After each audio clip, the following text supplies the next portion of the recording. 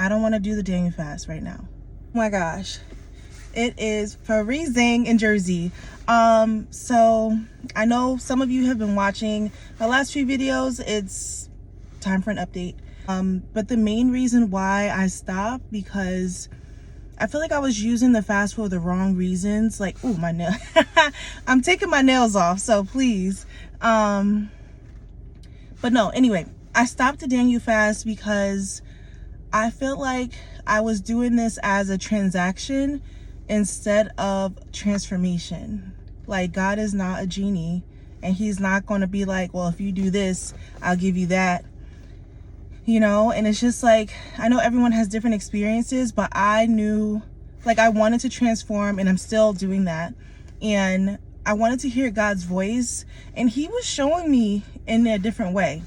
And it was a way that I didn't want to hear it, I guess. I don't know why I was expecting to hear his audible voice, and I was obsessed with, you know, previous experiences. Like, I want to hear that again, like, talk to me again. But God was talking to me in other ways, through other people.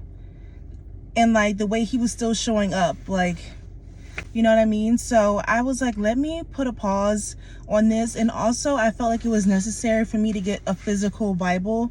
I know it's like obvious to most people, but I just had, like, you know, on my phone, the Bible. And I was like, no, I need to like touch the pages, turn the pages. And I've been looking for a study Bible for a while, off and on. And during the fast, I just, you know, had more motivation to get the physical Bible so that I could dive into his word. So I ordered my Bible. I'm just waiting for it to come this week, and then I'm gonna go from there. I'm gonna continue the journey, but I'm not gonna consider a fast. I want to focus on eating whole foods, no sugar, and just being closer to God. So I don't want to see it as a challenge, as a 21-day challenge. I really want this to turn into like a lifestyle. So that's another reason why I stopped. I just want to be transparent, because a lot of times we see the end result of consistency, which is, you know, the main goal, but sometimes we do struggle.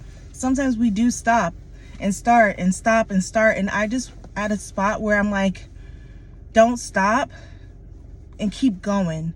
Recognize, you know, what we're doing wrong, how we can improve. And I recognize my patterns, and that's what I ask God for, like, expose my patterns and like my downfalls, so like where I need to improve.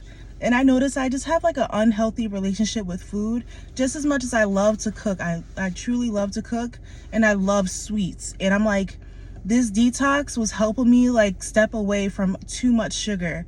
And I was just like, but there were times where I felt weak, and like there's you know, cravings and stuff. And I was like, okay, like, you're exposing the things that I need to work on, and I'm making every effort to do so. So I just want to document my process, my journey, for somebody that's like on the same path. And I always just see like things online where people are showing the pretty side of it.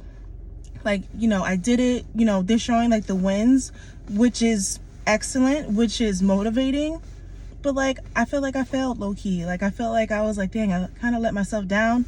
But it was like it was a learning moment. So this is why I'm posting it, because I'm learning from this process, and I'm confident enough to talk through, okay, this is where this went wrong, and this is where I could have improved. So for me, I could have improved on holding myself accountable, following through by the book, like no cheat days. I felt like, again, I was consistent only for 8 days.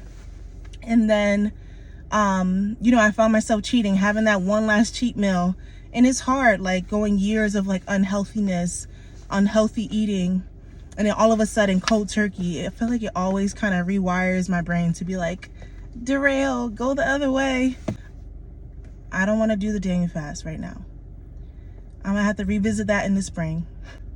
But for right now, I do need to focus on doing a full like no sugar detox, and I have been doing better. I'm not saying I have sugar every day. Like, I'm talking about not sweets. Thankfully, I've really knocked that out. I'm talking about breads, rice, things like that. Oatmeal, that's sugar. Like, I didn't realize all that stuff, it breaks down into sugar. So I'm thinking in my head like keto life again, because having a keto mindset just really made me aware of what carbs I'm taking in, and how like so many things, even Whole Foods, have a lot of sugar. Bananas, a lot of sugar, you know. So, but this is just for anyone who felt like they're stagnant, who's feeling like, man, I'm still failing. Like, you're not failing. This is a part of the process, and this is why I'm posting it, because I don't want to show you only the good parts. I don't want to show you only the times that I'm winning and doing the right thing and everything is great, because everything is not easy. I was writing in my journal the other day that when you're following your dreams, or when you're trying to become your best self, it doesn't feel good. Like, nobody talks about that all the time. Like, it doesn't always feel good, and it's not always going to be easy. You're not always going to feel like it. So where I'm at right now, I'm like, okay, recognize where you could improve on, where you kind of messed up at, and keep getting better. I don't want to start over day one. This is going to be rolling.